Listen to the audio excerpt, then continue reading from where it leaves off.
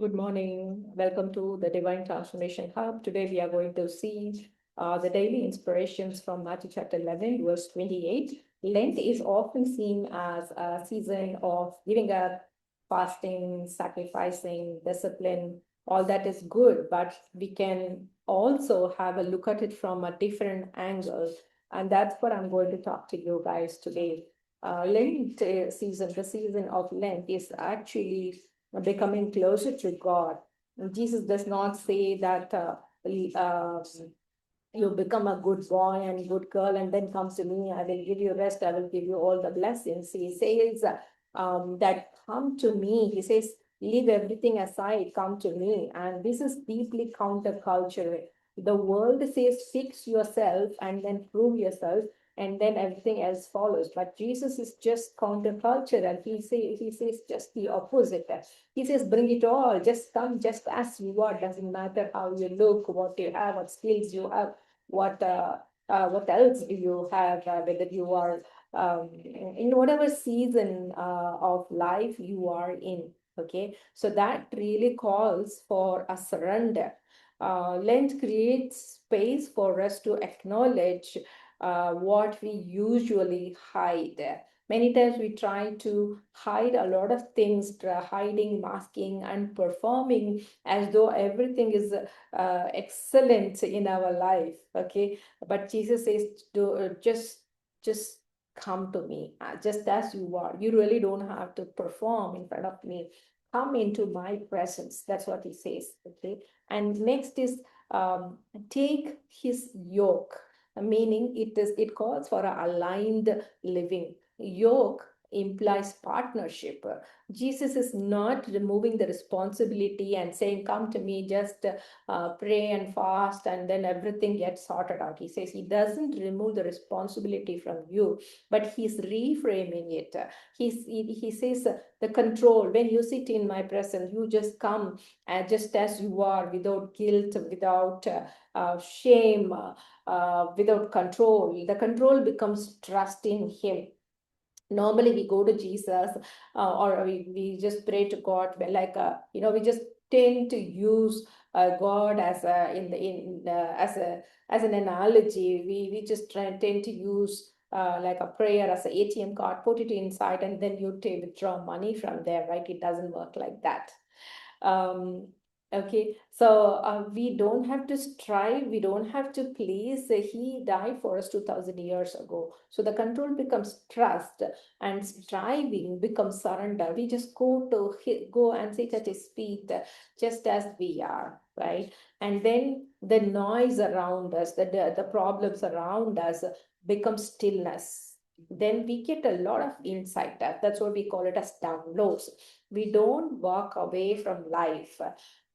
We learn to sit and walk our life from a place of peace of mind by uh, keeping Jesus as our partner, by being in his presence, by taking his yoke. We make God as our partner, right?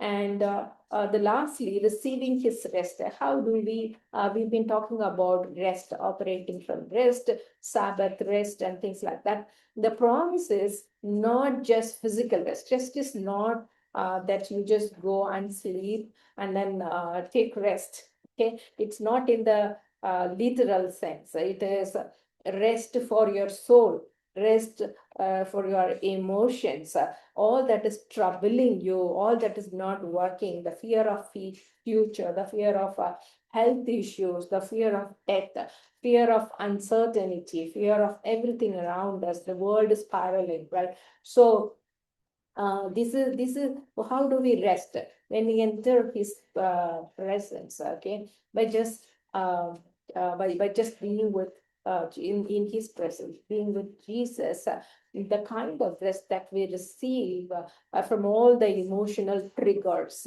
from all the things that our soul, our mind is filled with thoughts, and our emotions are going up and down.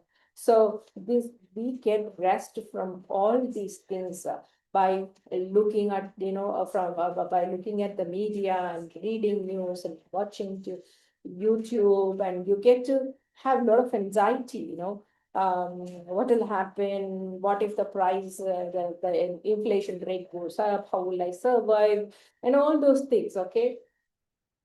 We get rest from all these thoughts, and that's the reason we used to do tohuwa bohu meditation. Okay, this kind of rest will free you from the confusion, the conflicts, and it will give you clarity. When you sit in his presence, you will get a lot of clarity about life, a lot of self-reflections, and it realigns your identity as well. It is the kind of rest that fuels true transformation, in the sense mind, body, and in the spirit. Okay, so Lent is just not about what you lay down, what you sacrifice in terms of physical food, the fast, and all that is good. Okay, but it's not only that. It calls for realignment. It calls for rest in Him.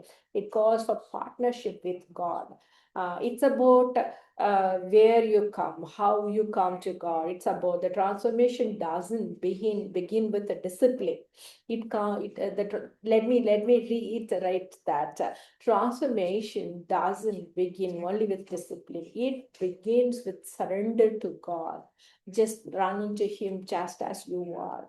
It begins with drawing near to the one who says, "Come to me." You don't have to fix yourself. Everything will unfold as you spend more time in the presence of God. I hope this helped.